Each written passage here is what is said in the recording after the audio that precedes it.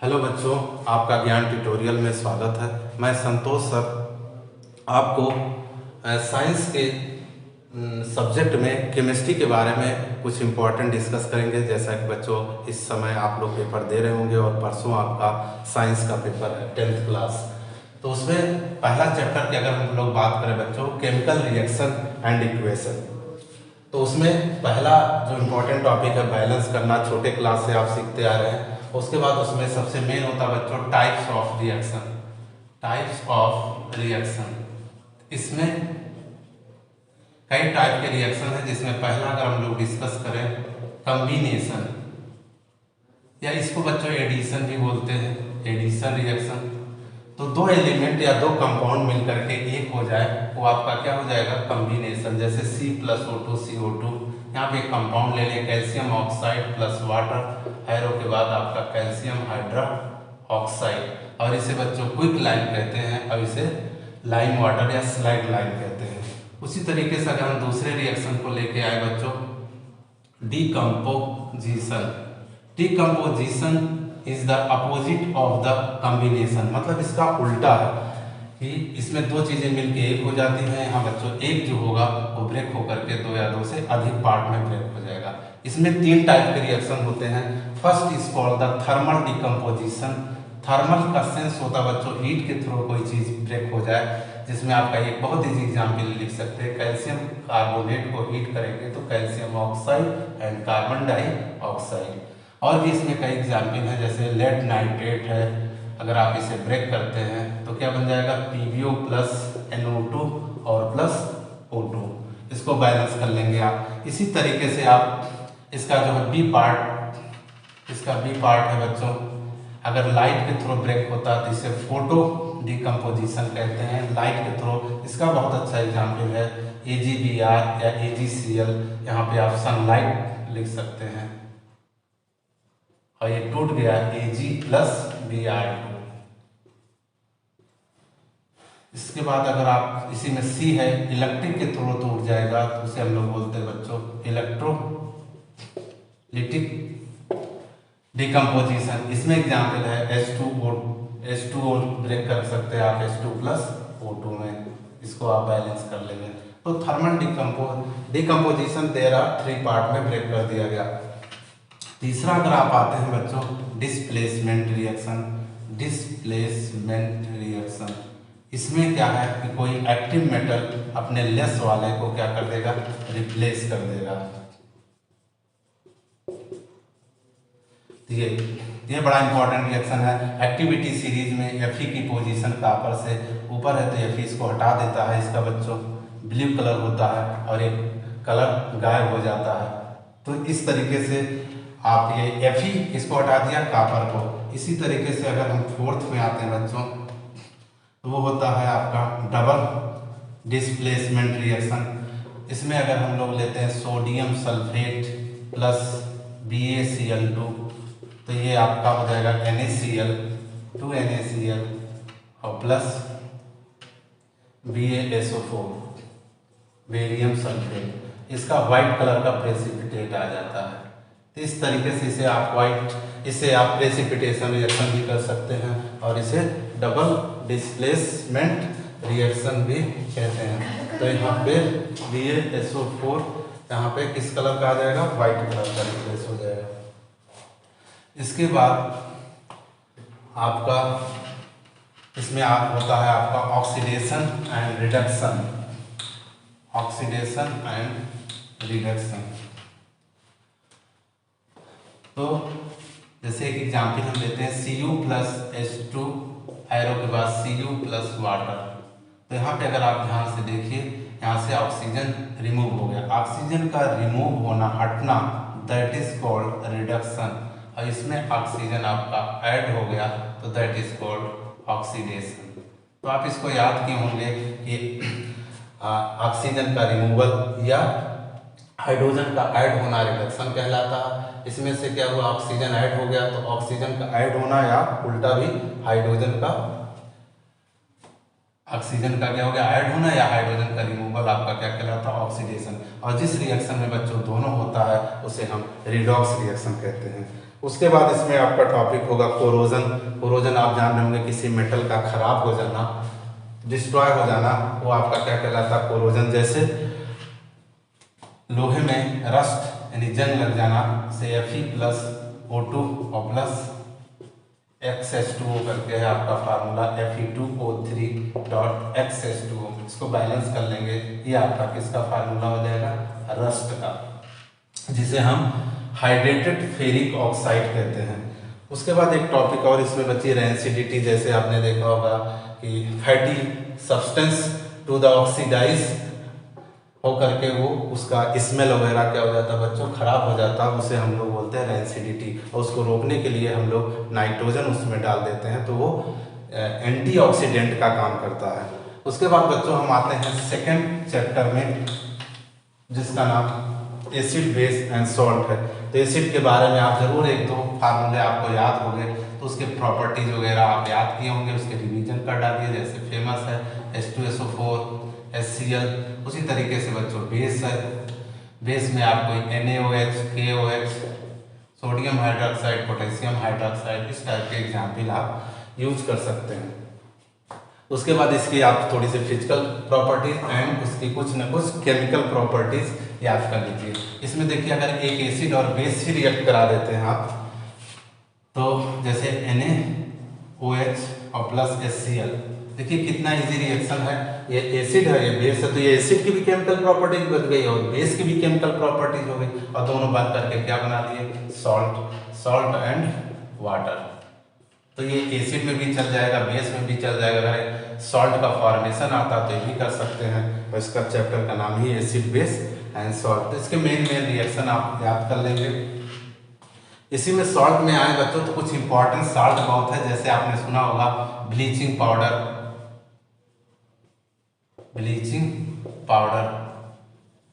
ये बच्चों common name है, इसका फार्मूला CaOCl2 है, कैल्शियम। अब इसके केमिकल नेम भी आपसे पूछा जा सकता है, कैल्शियम ऑक्सीक्लोराइड। अगर बाई चांस प्रिपरेशन आ जाता है तो आप ध्यान से देख डालिए, जैसे कैल्शियम हाइड्रोक्साइड और उसमें हम क्लोरीन गैस पास कर दें तो ये आपका बन गया।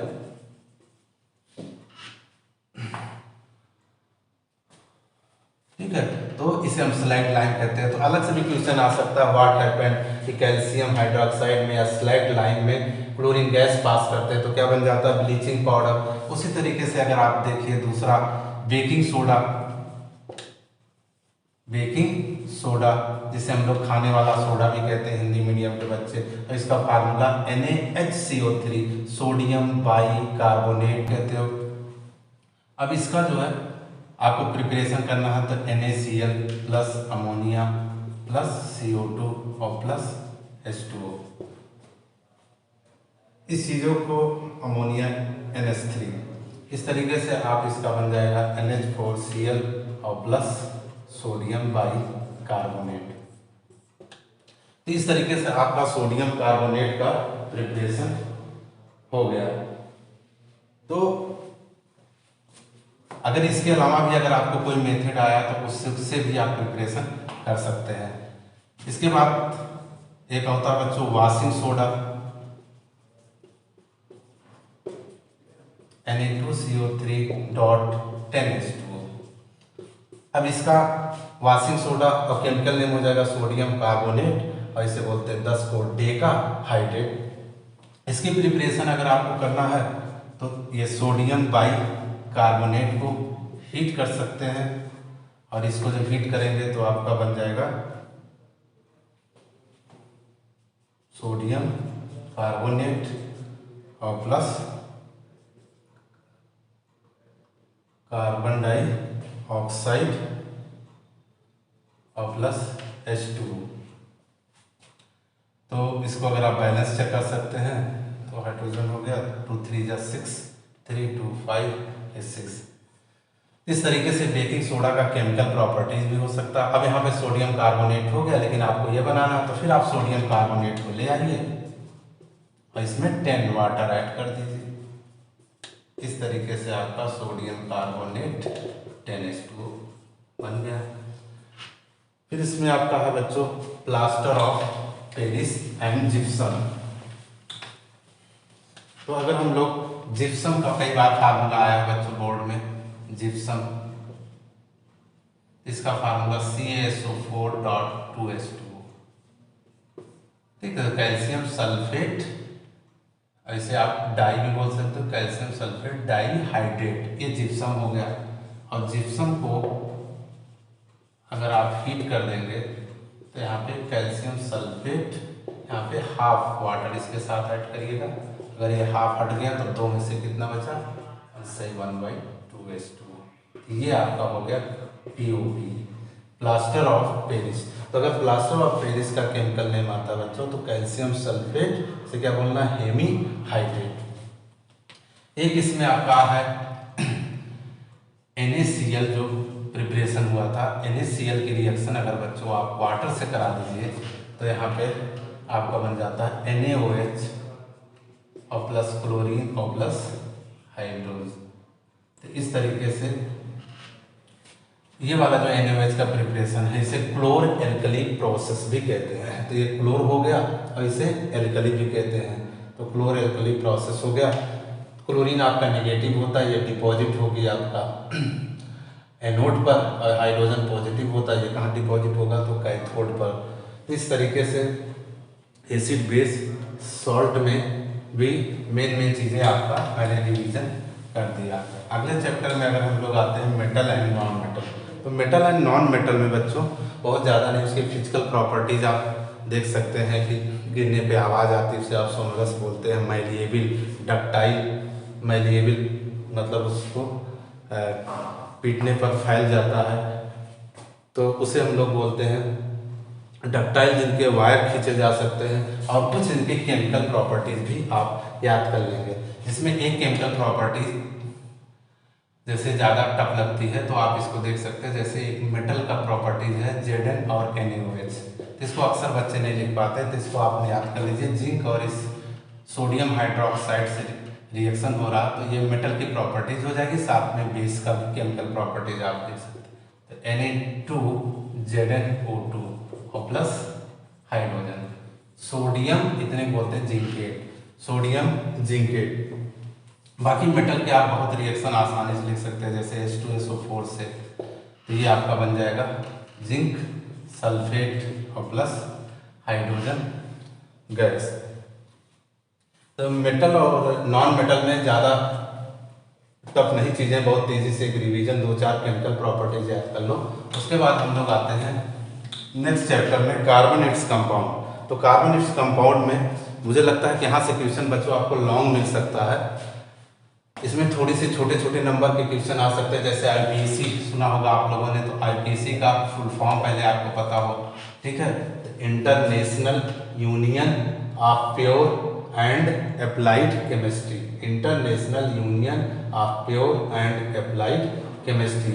अब IPC हम लोग को आना चाहिए, तो आप में ज़्यादा फंक्शनल ग्रुप नहीं है, जिसमें एक आपने सुना होगा X होता है, X का मतलब होता है बच्चों हैलोजन, और इसको IPC में हेलो बोलते हैं। जैसे इसमें कोई एग्जाम्पल, हैलोजन का मतलब आप समझ रहे होंगे क्लोरीन, ब्रोमीन और आयोडीन। जैसे यहाँ पे हमने ले लिया CH3Cl, जिसे हम केमिकल में मीथेन से एक H का में बच्चों इसे मिथाइल क्लोराइड कहते हैं केमिकल नेम, और IPC में इसे हमें क्या बोलना है, क्लोरो, और एक कार्बन ही देख के बोलते हैं तो मीथेन हो गया। इसी तरीके से और आ जाए तो क्लोरो इथेन, मतलब एक अगर हम लोग बच्चों मान लो लेते थे, ये देखिए CH3CH2Br, तो क्या करना है, Br को क्या बोल देना, ब्रोमो, और कितने कार्बन है, दो को हम क्या कह देते हैं, इथेन। उसी तरीके से अगर हम इसके एक एग्जाम्पल ले लेते हैं, जैसे आया था अगला एल्कोहल, तो एल्कोहल का सिंबल आपको याद होगा, एल्कोहल इसका सिंबल क्या होता है बच्चों, OH। इसमें क्या जोड़ा जाता है, आल।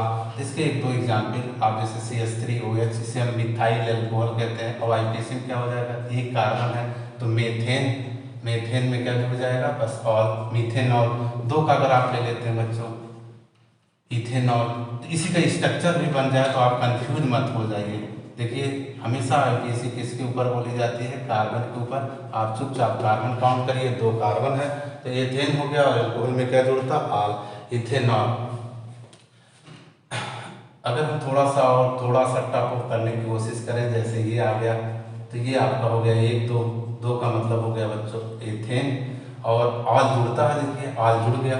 फिर कितने ऑल हैं बोलो, 2 ऑल है, डाई लगा सकते हो किस किस नंबर पे, 1, 2। इसके बाद अगर हम एल्कोहल के बाद बच्चों एल्डिहाइड आ जाए तो एल्डिहाइड का सिंबल क्या होता है, एल्डिहाइड। एल्डिहाइड का सिंबल होता है CHO। इसमें क्या जुड़ता है, Al, बहुत ध्यान से, क्योंकि इसमें OL है, इसमें क्या Al, तो CHO के आगे हम खाली क्या लगाते हैं, H। ये आपका केमिकल नेम है बच्चों फॉर्मल्डिहाइड। और IPC देखिए कितना आसान है, एक कार्बन मेथ और सिंगल बॉन्ड N और उसमें क्या जोड़ देना, अल। अब इसकी कभी कभी स्ट्रक्चर बन जाता तो कंफ्यूज मत होना, ये स्ट्रक्चर बन गया, ये देखिए SCHO। तो इसको भले आपको डबल बॉन्ड लग रहा है लेकिन ये किसके बीच है, कार्बन ऑक्सीजन। डबल बॉन्ड का ध्यान कब देंगे आप, जब वो कार्बन कार्बन के बीच में है। तो इसको एक साथ लपेट लीजिए CHO। तो CHO का मतलब बच्चों एल्डिहाइड। इसी का एक और बड़ा भाई कौन है, CH3 यहाँ H के स्थान पे लग रहा है, इसका फेमस नाम एस्टल्डिहाइड है। लेकिन IPC देखिए 2 कार्बन है, इथेनॉल। इसके भी स्ट्रक्चर बनाए जा सकते हैं। कभी कभी क्या होता है बच्चों, ऐसे स्ट्रक्चर बना देगा और पूछेगा कौन सा फंक्शनल ग्रुप, तो ऐसे एक में कंप्लीट कर लीजिएगा यार ये कौन सा फंक्शनल ग्रुप है, एल्डिहाइड है।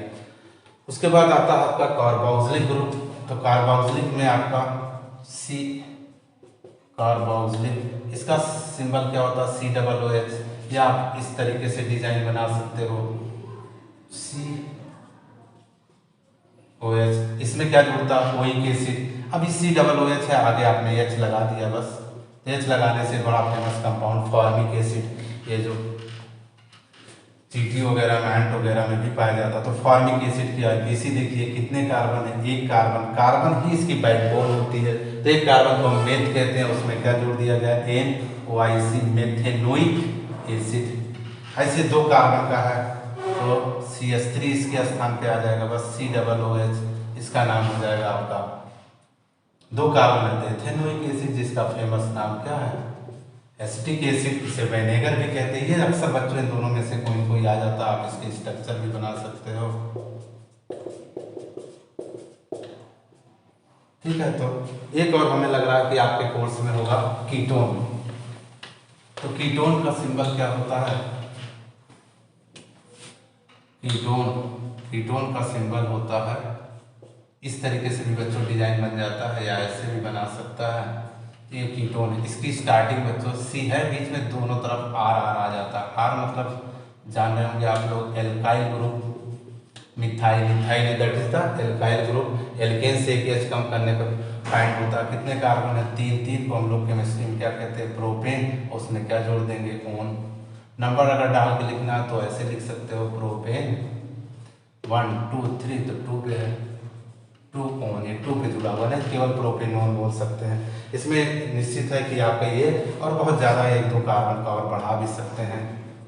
ये देखिए अब ये मैंने बढ़ा 1 2 3 4, तो ब्यूटेन में जोड़ दीजिएगा 1 ब्यूटेनोन। इस तरीके से आपकी IPC लगभग हो गया। इसमें और 2 टॉपिक हैं बच्चों, होमोलॉगस सीरीज, होमोलॉगस कंपाउंड आप पढ़ लेंगे। होमोलॉगस सीरीज में आपने जैसे देखा होगा मीथेन, ईथेन, इस तरीके से आप इंक्रीजिंग ऑर्डर में लिखते जाते हैं तो एक सीरीज फॉर्म होता है, इसे हम लोग होमोलॉगस सीरीज कहते हैं। मीथेन, ईथेन और यहाँ आपका हो जाएगा प्रोपेन। इनके बीच का डिफरेंस देखिए, CH2 का डिफरेंस होता है। और एक चीज़ देखिए इनके एन सब आ रहे हैं, या इसी में अगर हम एल्कोहल लेने तो कम करिए CH3OH, यहाँ से कम करिए C2H5OH, यहाँ से कम करिए C3H7OH।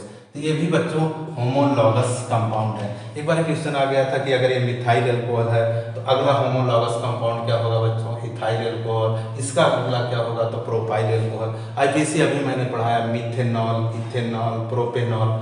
अगर ये मीथेन है तो अगला मेंबर क्या होगा, ईथेन।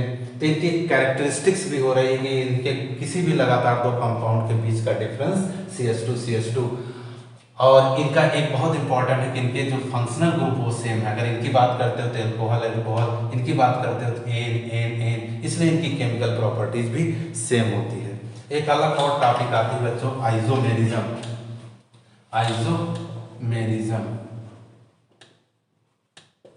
इसमें अगर हम एक एग्जाम्पल लेके आपको समझाएं, C4H10, इसका नाम क्या है, ब्यूटेन। इसमें अगर हम लोग तेजी से इसका स्ट्रक्चर बना दें तो ये बच्चों हो गया, 1 2 3, और एक दूसरा अगर बनाए इसी का तो ये यहाँ पे इस तरीके से इसको ऐड करिए, ये भी आ रहा होगा, इसका भी ऐड करिए। तो ऐसे कंपाउंड जिनके इन दोनों कंपाउंड के जो ऐड करके आ रहे हैं इसे हम बोलते हैं molecular. Such type compound which have the same molecular formula but structure या प्रॉपर्टी डिफरेंट हो, तो उस ऐसे कंपाउंड को बच्चों हम लोग आइसोमर्स कहते हैं, और इस फेनामेना को आइसोमेरिज्म। तो इसका नाम आपने पढ़ा होगा, सीधी चेन है तो इसे आप नॉर्मल ब्यूटेन, इसे आप आइसो ब्यूटेन बोल सकते हैं। ऐसे बच्चों पेंटेन में आपके बुक में एग्जाम्पल होगा, उसमें 3 बनेगा, तो एक स्टेट फॉर्म में, एक आइसो और एक नियो पेंटेन। अब इसमें बच्चों सबसे मेन जो इम्पोर्टेंट होता है इसमें रिएक्शन होती है, और इसके 2 रिएक्शन अगर आप इथाइल एल्कोहल और एसिटिक एसिड, मैंने अक्सर बच्चों सुनता होगा सुना है कि वो लोग रिएक्शन नहीं याद कर पा रहे, तो इसमें ज़्यादा नहीं बच्चों 4 रिएक्शन अगर आप याद कर लेते हो। कौन है? Ethyl alcohol. तो इथाइल एल्कोहल के मेन रिएक्शन है, तो इसमें पहला जैसे है, अगर इसकी केमिकल प्रॉपर्टीज़ की बात करें बच्चों, इथाइल एल्कोहल के रिएक्शन किसके साथ है? सोडियम मेटल से। और दूसरा है जैसे इथाइल एल्कोहल को अगर हम हीट करते हैं किसके प्रेजेंस में? कंसंट्रेट H2SO4, अगर टेम्परेचर याद हो तो 170 डिग्री सेल्सियस, और बाकी इसको केल्विन में भी ऐड कर लेंगे, 443 केल्विन आएगा। इसकी 2 प्रॉपर्टीज करीब यह हो गया। अगर इस फिर इथाइल एल्कोहल की एक रिएक्शन बहुत है बच्चों एसिटिक एसिड के साथ, एसिटिक एसिड के साथ। अब इस रिएक्शन को करो तो बस यहाँ से बच्चों केवल ये हटा देना, और इसको 1-2 बार रिवीजन कर लीजिए। अभी कल भी आपके पास संडे टाइम बचा है और परसों तो पेपर ही आपको, तो आप तेजी से केवल रिवीजन कर डालिए, बस इस H को हटा दीजिए बच्चों। तो C2H5O, और जैसे H हटेगा वहाँ Na बैठा दीजिए, लेकिन H ज़्यादा देर पड़ा रहेगा तो बच्चों H2 मॉलिक्यूल्स फॉर्म में चेंज हो जाता है। इसका नाम है सोडियम और 2 कार्बन से इथॉक्साइड, सोडियम इथॉक्साइड। और ये रिएक्शन देखिए, इसमें से 5 में से एक H ले लीजिए आप। जब आप एक H ले लेंगे तो ये क्या बन जाएगा? H2O, और यहाँ बचेगा क्या? C2H4। तो ये आपका इथीन बन गया। क्या बन गया? इथीन। ये रिएक्शन बहुत इंपॉर्टेंट इसलिए भी है कि वाटर निकला, और वाटर निकलने को हम लोग बोलते हैं dehydration reaction. Dehydration reaction and किसके प्रेजेंस में हो रहा? H2SO4, so that is the H2SO4 dehydrating agent है। फिर ये रिएक्शन अगर आप देख रहे हैं तो यहाँ पे अगर हम इसका H लेकर के वाटर बना लेते हैं, ये वाटर बन गया। फिर यहाँ बचा क्या? CH3CO, और यहाँ पे देखिए बच्चों O और C2H5। ये आपका कोर्स से IPC नहीं कोर्स में थी, लेकिन ये COO आप बच्चों कौन सा फंक्शनल ग्रुप होता है? एस्टर।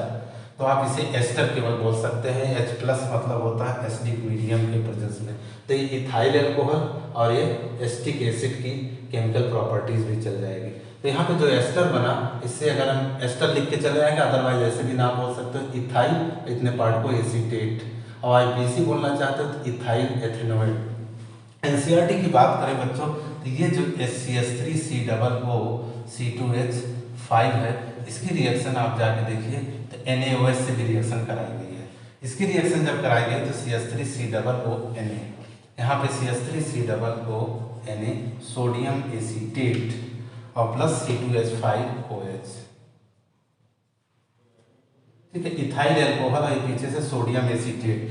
तो ये जो रिएक्शन बना इसे आपके बुक में सपोनिफिकेशन भी कहा गया, क्योंकि उसका सेंस क्या है कि हम एस्टर की रिएक्शन जब बेस से करा रहे हैं तो एक यहाँ जो सॉल्ट बन रहा है साबुन जैसा, तो इस और प्लस इथाइल एल्कोहल, तो इस रिएक्शन को आप सपोनिफिकेशन भी कह सकते हैं। अदरवाइज ऐसा ना याद आया तो और भी जगह लिखा है कि फैट या आयल हम लेते हैं और इसकी रिएक्शन हम बेस से करा देते हैं NaOH से, और यहाँ पे आपका क्या बन जाता है?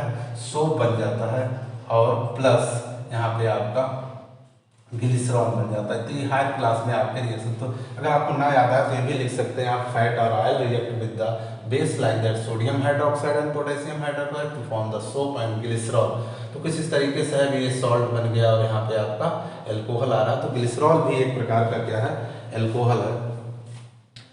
तो इस तरीके से मेन रिएक्शन। एक फिर हम आते हैं एसिटिक एसिड के कुछ रिएक्शन है।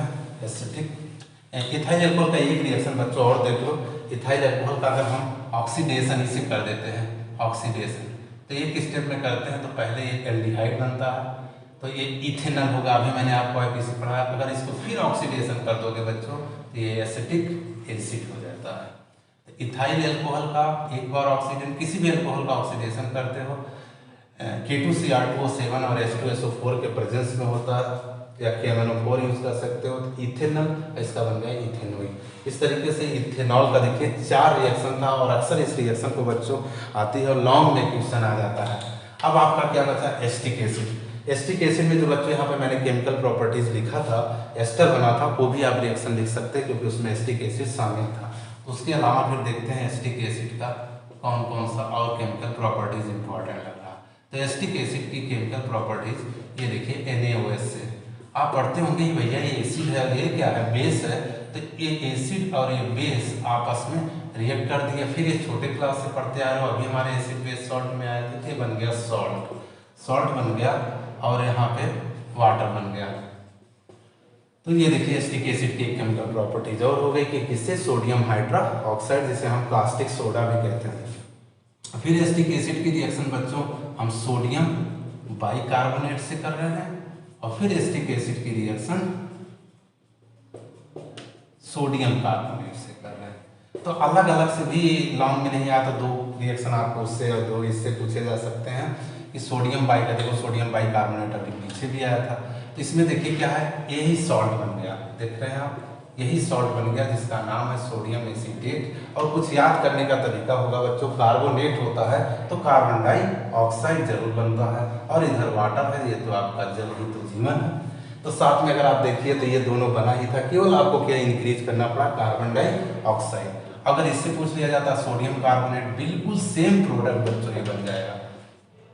ठीक है, बस बैलेंस कर लीजिएगा, इसमें आपको बैलेंस करना पड़ेगा क्योंकि यहाँ 2 लगा है। तो अब बताइए 3 ये रिएक्शन होगा और एक जो आपको एस्टिफिकेशन बताया था। बाकी इसमें आप क्या करना है, सोप के बारे में पढ़ लेंगे, सोप कैसे क्लीनिश करता है, उसमें मिसेल टाइप फॉर्मेशन जो बनता है वो पढ़ लेंगे, क्योंकि सोप का फार्मूला आपको याद होगा C17H35COO Na। इसे हम सोप बोलते हैं, नहीं तो पूरा नाम इसका सोडियम स्टीयरेट, सोडियम स्टीयरेट। तो इसमें इसके बाद बच्चों एक रिएक्शन और हमको याद आ रहा, ये CH2 डबल बॉन्ड CH2, इसका हाइड्रोजन से रिएक्शन हुआ था। तो बच्चों से रिएक्शन हुआ तो आप जानते हैं डबल बॉन्ड ब्रेक हो जाएगा, और ये हो जाएगा आपका CH3 और या तो आप ऐड कर लीजिए C2H6 in the presence of nickel. देखा जाए तो बच्चों भी आप कीजिए, ये भी ऐड हो गया, ये भी क्या रिएक्शन है, एडिशन या कॉम्बिनेशन रिएक्शन। तो इथीन से इथेन बन गया, ये बहुत अच्छा रिएक्शन याद आ रहा हमको, सब्स्टिट्यूशन रिएक्शन। देखिए जबकि आप वहाँ सब्स्टिट्यूशन पढ़े हैं, लेकिन यहाँ पे ऑर्गेनिक की बातें चल रही हैं, तो आप यहाँ पे ऑर्गेनिक का कोई सब्स्टिट्यूशन लाएंगे तो आपके लिए बहुत अच्छा एग्जाम्पल है मीथेन। और मीथेन की रिएक्शन किससे करा देंगे, क्लोरीन से। किसके प्रेजेंस में, सनलाइट के प्रेजेंस में। या आपने देखा होगा यूवी लाइट लिखा रहता है, तो सनलाइट के प्रेजेंस, बस यहाँ से एक H कम होगा, एक H बस कम हुआ बच्चों, और Cl जाकर के बैठ गया, मिथाइल क्लोराइड। और इसको और अगर आप ले जाना चाहते हैं तो 4 स्टेप में भी इस रिएक्शन को कंप्लीट किया जा सकता है। बस ये आपका हो गया सब्स्टिट्यूशन रिएक्शन। अब बच्चों हम लास्ट चैप्टर में आप जानते हैं, लास्ट चैप्टर में जिसमें आपको पीरियाडिक टेबल से रिलेटेड बातें याद रहनी चाहिए, उसमें आप लोग जो है मेंडलीव्स का लॉ पढ़ लीजिएगा और मॉडर्न पीरियाडिक लॉ। तो आपने देखा होगा कि मेंडलीव और मॉडर्न पीरियाडिक लॉ में केवल क्या डिफरेंस है। तो मेंडलीव में आपने देखा होगा कि किस बेस पे है, वो एटॉमिक वेट के बेस पे है, और जो मॉडर्न पीरियाडिक टेबल है बच्चों वो एटॉमिक नंबर पे है। तो इनके दोनों लॉ याद कर लीजिएगा। अगर कभी पेपर में आता है कि दोनों में माइनर डिफरेंस क्या है, तो आप बोलेंगे मेंडलीव का जो लॉ है on the basis of atomic weight के इंक्रीजिंग ऑर्डर में है, और मॉडर्न पीरियाडिक टेबल जो है एटॉमिक नंबर में। और हमें याद है कि आप लोगों को 1 से 20 तक एटॉमिक नंबर जरूर याद होगा, क्योंकि एटॉमिक नंबर आप 9th क्लास से पढ़ते जाते हैं।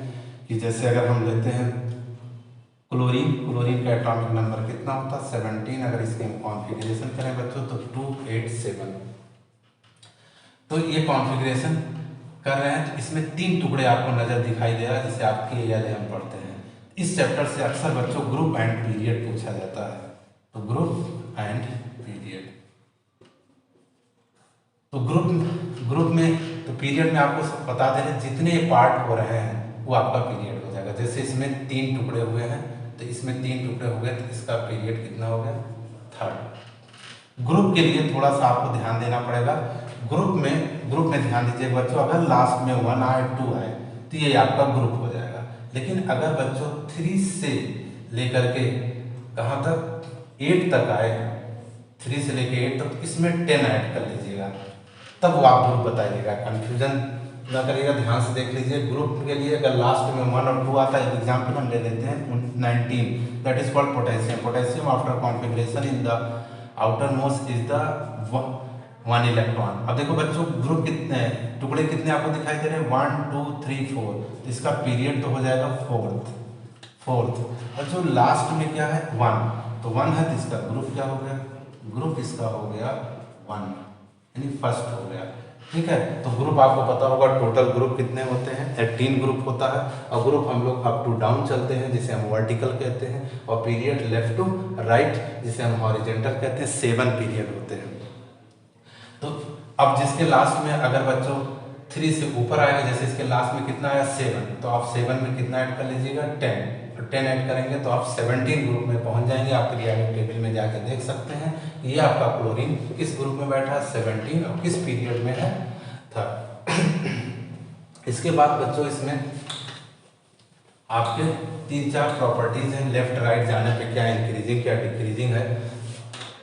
जैसे आपने देखा है एक यहाँ पे बैलेंसी देखिए, तो बैलेंसी अगर आप ऐसे लेफ्ट टू राइट जाते हैं तो बैलेंसी अगर हम लिथियम ले लें, बेरिलियम ले लें, boron, carbon, nitrogen, oxygen, fluorine, तो इसके एटॉमिक नंबर कितना है 3, इसका 4 5 6 7 8 9। अगर हम इसकी कॉन्फ़िगरेशन करें बच्चों 2 1 2 2 2 3 2 4 और 2 5 2 6 और 2 7, तो इसके लास्ट में देखिए कितना आ रहा 1, तो इसकी बैलेंसी 1 2 3 4 तक आप बैलेंसी बोलेंगे। उसके बाद क्या है, जैसे 5 है बच्चों, तो 5 में क्या करना है कि कितना इसको इलेक्ट्रॉन मिल जाए कि ये 8 हो जाए, तो 1 से 4 तक इनकी बैलेंसी। अब इनकी बैलेंसी क्या हो जाएगी 1 2 3 4, लेकिन यहाँ की बैलेंसी क्या होगी बच्चों, जो 5 है तो इसको कितनी रिक्वायरमेंट है कि ऑक्टेट हो जाए, मतलब 8 हो जाए। तो 5 है तो कितना चाहिए 3, तो इसकी 3 हो जाएगी, इसकी बोलो 2 हो जाएगी, इसकी कितनी हो जाएगी 1, और जब नोबेल गैस आ जाएगा तो 0। इसका मतलब हुआ बैलेंसी पहले बच्चों 4 तक क्या हो रही है, इंक्रीज हो रही है और फिर डिक्रीज हो रही है। उसके बाद अगर हम लोग बच्चों आए, साइज लिखा है आपके बुक में, एटॉमिक साइज या आकार, आप हिंदी मीडियम के बच्चे बोल सकते हैं। तो साइज के बारे में आप ऐसे देख सकते हैं कि अगर हम ग्रुप में चलते हैं, तो ग्रुप में अगर हम लोग चलते हैं बच्चों तो साइज इंक्रीज होती है। जैसे कोई एग्जाम्पल ले लो, जैसे यहीं पे लिख दिया देखिए 2 1, तो यहाँ पे 2 सेल बना है। इसी के नीचे अगर बच्चों सोडियम आ जाए तो सोडियम पे कितना होगा 11, तो ये हो जाएगा 2 8 1, कितने सेल बन गए 3। तो याद रखिएगा ऊपर से नीचे जाने पर सेल इंक्रीज हो रहा है, इसलिए साइज भी क्या हो रही है, इंक्रीज हो गई। और पीरियड में डिक्रीज बोल देना है, पीरियड में क्या कर देना है, डिक्रीज। उसके बाद आपने देखा होगा मेटेलिक प्रॉपर्टीज, तो अगर आप एक बार चार्ट पे भी नज़र डालिएगा आप, तो यहाँ शुरू में आपके मेटल हैं, तो मेटल यहाँ से हमसे छूट रहे हैं। अगर यहाँ पे हम आ जाए फ्लोरीन, इसके नीचे क्लोरीन आ जाए, तो बच्चों ये नॉन मेटल आता है। इस तरीके से याद कर सकते हैं कि यहाँ पे मेटल है, मेटल हमसे क्या हो रहा है, छूट रहा है। तो मेटल हमसे छूट रहा है तो जो चीज़ छूटेगा उसकी प्रॉपर्टी डिक्रीज होगी। जैसे मेटल हमसे छूट रहा है तो मेटल की प्रॉपर्टीज क्या होगी, डिक्रीज होगी। किसमें, पीरियड में। इस टाइप की चीज़ें क्या होंगी पीरियड में। और अप टू डाउन जब चलेंगे तो यहाँ से देखिए मेटल इधर है, मेटल छूट रहा तो मेटेलिक प्रॉपर्टी डिक्रीज हो रहा। इसी के स्थान पे अगर बच्चों हम लोग क्या लाते हैं, नॉन मेटेलिक। अब नॉन मेटेलिक यहाँ से हम जा रहे हैं तो हमको मिल रहा है, इसका मतलब नॉन मेटेलिक हमारा इंक्रीज हो रहा है। ये बात किसी हो रही पीरियड में, और इसका उल्टा आप क्या कर दीजिएगा ग्रुप में। मैंने पूरी कोशिश किया है कि बहुत कम समय में मेन टॉपिक को टच करने की कोशिश किया है। आप लोग रिवीजन करिए, डरिए बिल्कुल नहीं, क्योंकि रिवीजन करने से ही चीज़ें आपको याद होगी। All the best for your exam. Thank you.